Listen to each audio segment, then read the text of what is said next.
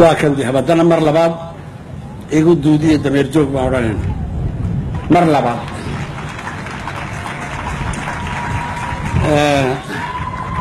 هاوشا نسعنا وان معنيني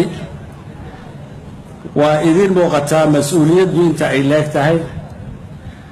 وإذن موقتا دباتوين كبقدولك لغاية بحيو إنيهين مشاريع دعين كارو كلا وإذن موقتا أيانك أي دقمدني ليرهي إن أي سكوكو كانتو وحا مشاريع قوة وين دالكو أردن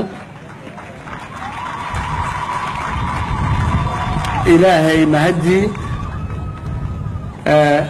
إنان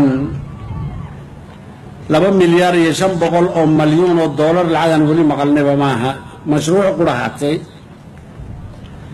كو كلا كو هيغو شركة أمريكا كو أي سمين دون تدرار دون نقصان نقون دون هدنا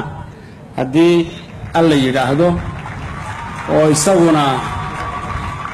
أي كو بحيثو مليار يبر دولار ويسونا قادي دون هالك البترول كقادي دونه ودومي سيسونا قوني ودقن دونه إلى أواش جين دونه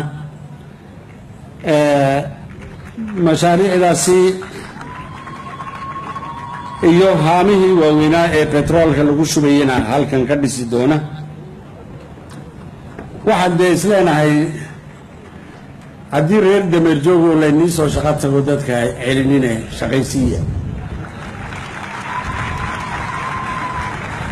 shaqaysiya oo soo dhaweeya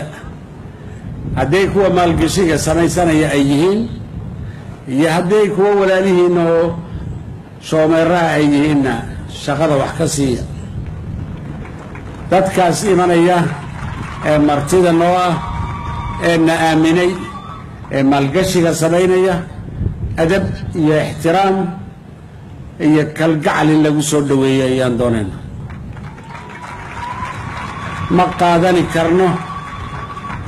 qaadani karno in la yidhaahdo waa la qashqashay waa la jiirjiiray waxbaa lagu sameeyey inay shacbigeenna ka arkaan wixii caadada uu lahaa ee ahayd inuu soo dhaweeyo shisheeya weliba ninka kuu eexday ninka ku garab galay ninka maal kuu keenay ninka shaqo kuu abuuray in si ixtiraam leh oo xurmo leh in lagu soo dhaweeyo loo sahliyo shaqadiisa kolka ay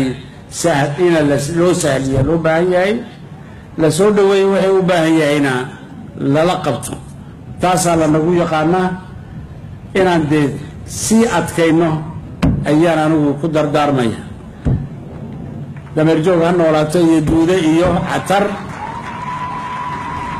haye annaguna shacbigeenna iyo jamhuuriyadeennuna ha jiraan oo ha jeerrimaadaan oo ilaahayna haynala qabto. wassalaamu calaykum waraxmat ullah.